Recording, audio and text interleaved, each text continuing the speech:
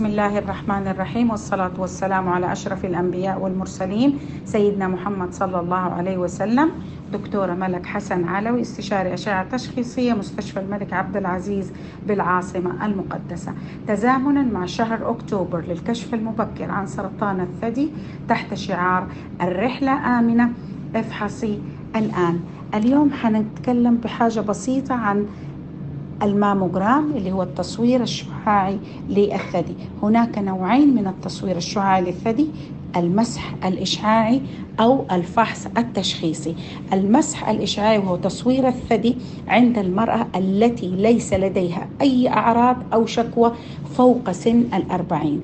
أما الفحص التشخيصي فهو يجرى للسيدة التي لديها شكوى مثل كتلة أو إفرازات أو تورم بالثدي. يا ترى ما الذي يظهره تصوير الثدي التشخيصي شعاعيا؟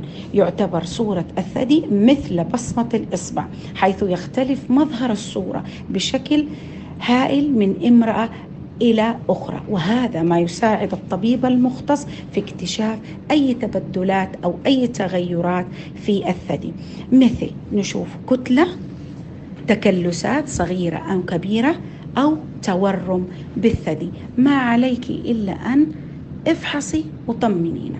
مع تمنياتنا للجميع بدوام الصحة والعافية، ودمتم سالمين، وشكرا.